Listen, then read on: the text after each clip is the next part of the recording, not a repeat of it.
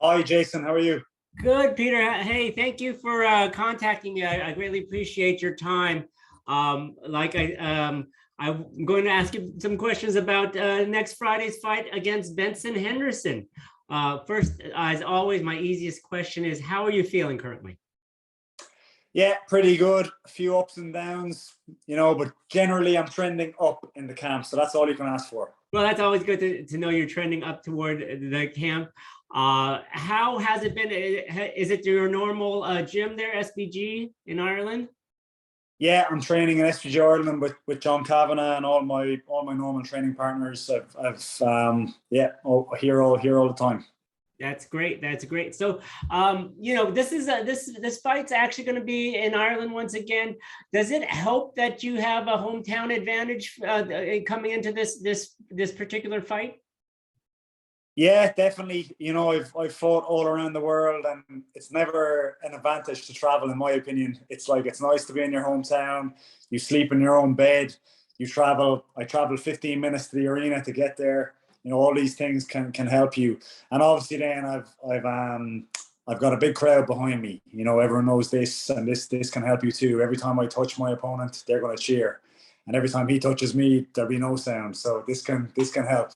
That's great. That's great to hear. And additionally, you have a lot of not a lot, but you have a couple other teammates from SBG fighting on the same card. Does that help in terms of just knowing when you guys all train that you're all in it together, or are you more secluded in your training regime?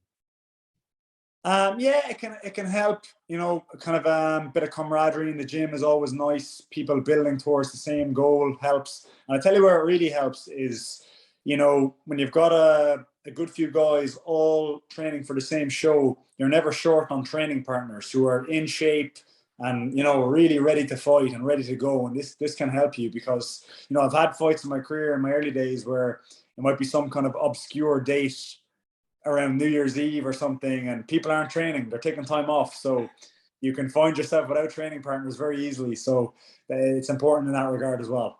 That's great, and I'm sure your John Kavanagh has the gym buzzing with training partners and working out, getting ready for this date now.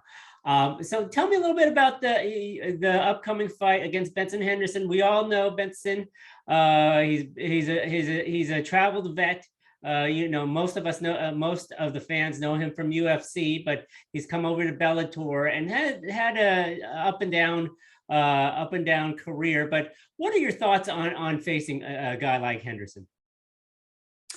Yeah, I've been asked this a few times, this question, and I'm going to give you the same answer I've given to all the rest, and that's that if you told me 10 years ago or 12 years ago that I'd be fighting Benson in the Tree Arena in Ireland, and I'd probably be more popular than him, I would have laughed at you. So that's my answer to that. It's a dream come true, and it's a testament to all my hard work, that I'm here in this moment with someone like Benson, and it's a privilege, and I'm looking forward to it.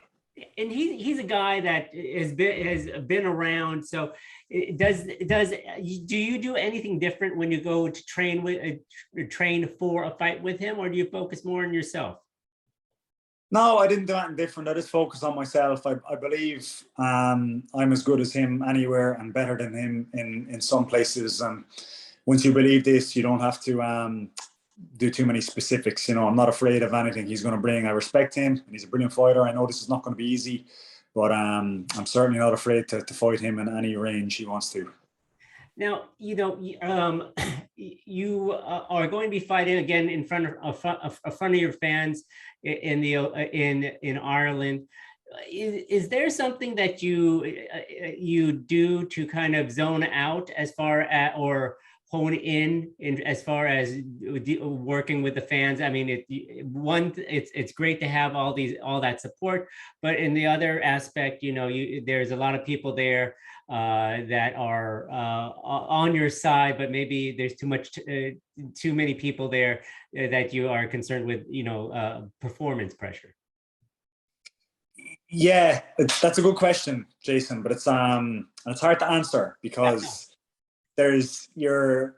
I always feel this pressure when I fight in that arena that you know, I feel like, yeah, I do feel a little pressure to fight and like really fight and not maybe be tactical when I'm fighting, to be honest. But this is why people like me, because I fight this way. And, you know, that's why maybe my career is going well, because that's important to have people like you. It's not always about just grinding out the wins. You have to fight in a way that endears you to people. And thank God I have a style that people like, and people seem to like me, and I'll continue to do that. I'm going to go in there and try and fight my arse off against him, and I'm not going to be cautious. I'm not going to be trying to score points. I'm not going to be doing any of this. I'm going to be trying to kill Benson, with all due respect to him, but that's how I'm going to fight. Well, yeah. I don't know when perhaps I was trying to get to the fact that to avoid an adrenaline dump of any kind, where there's so much energy that you gas out before it's time. I think that's more what I was trying to get at. Yeah, I no, I don't think I struggle with that. I know how to manage my energy and stay calm, and I've been doing this a long time. I know the pressures, and that happens. Young fighters sometimes it can happen then with no crowd. It's just that happens. You do that to yourself rather than the crowd does it to you, I think. So that's not a problem for me. Now, one of the things that I've been looking at your fight record is that you hadn't had the opportunity to fight in 2022. What have you been doing since your last fight in Bellator, which was actually almost 10 months ago? Yeah, so I had my last fight in Bellator in November 21. And I had my shoulder was really bothering me going into that fight. Now that's not an excuse, you know, it wasn't bothering me so much that I couldn't fight. But you know, I wanted to get surgery on that and get it fixed. But then Bellator had already booked the arena for February for this year, and they were kind of eager for me to fight again in February. So I said, okay, fine. And I postponed the surgery and I went to go again in February.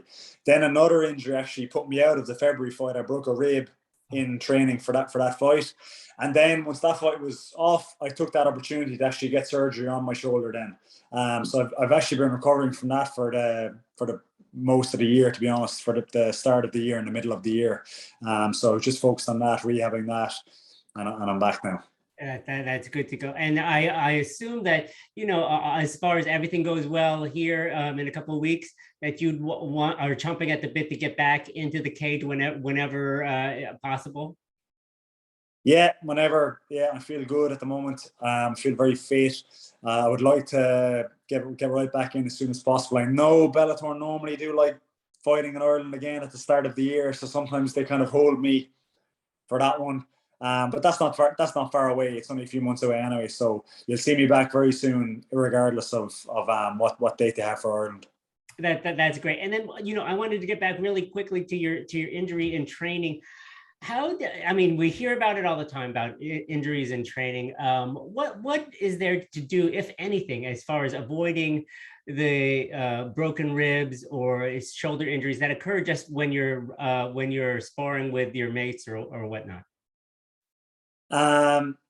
So I was very unfortunate this time. I've gotten much better as I've matured in training smarter in the gym and not sparring so hard all the time. And, you know, you pick up a lot of injuries this way. So to answer your question, you have to train smarter. It's not always hard is going to be the best, especially when you have big fights coming up. You need to kind of go with partners you trust that aren't going to hurt you, or you're not going to hurt them. It's going to be safe and good work.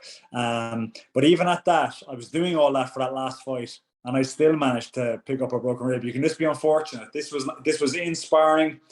It was with someone I really trust. We weren't sparring hard, and it actually happened on a takedown. If you can imagine, it's he kind of body locked me. He tried to take me down, and I kind of bridged so hard as I was going down. I broke my own rib, I think. If sense, like you can see, you can probably imagine how it happened. So it can be very unfortunate. It's just the business we're in. It's just, you know, there's so many kind of moving parts in your training. Stuff can happen, and that's it. Bad luck, unfortunately. It was very bad luck. I feel like I was really being sensible and training very smartly in that camp, and that's happened. It was just unfortunate. But maybe a blessing in disguise, because then you got your shoulder worked on there. Yeah, who knows? You know what I mean? It might have been. You know what I mean? It might have been. And to be honest, the plan was anyway was to get that fight out of the way, and then perhaps fight Benson later in the year, or someone higher profile anyway. So I don't feel like I've missed too much. That's good. That's great to know. And last question, as far as fight week goes, I know the weight cutting is primary during fight week, but when you're honed up in your hotel room or at home or waiting for the fight, what do you like to do? Do you hang out with your teammates? Do you want to be alone? Do you watch TV? Do you read books? What is Peter's standard fight week protocol? So if I'm in a hotel, I'll so this one, for example, I'll give you an example of the last fight.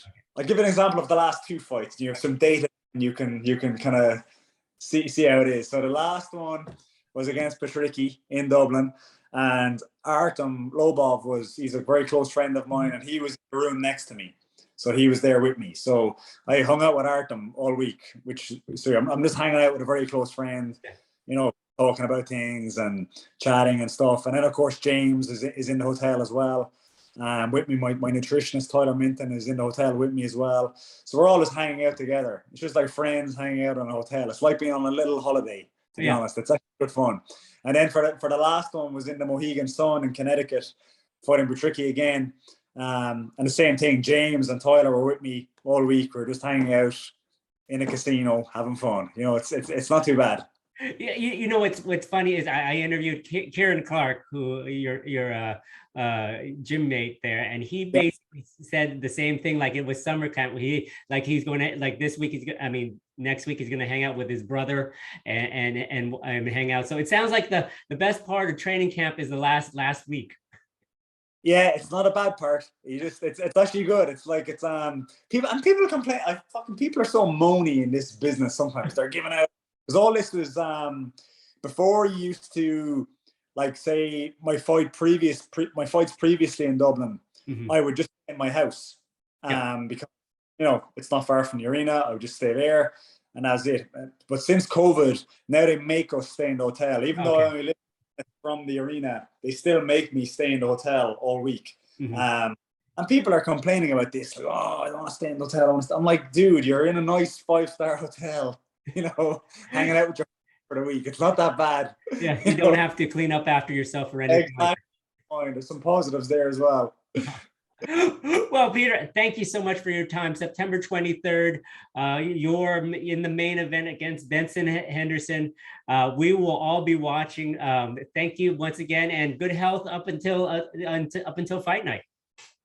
Thanks so much. Thank you for your time. I appreciate you reaching out to me, and thanks for the good luck wishes. All right, great. We'll be watching, Peter. Have a great one.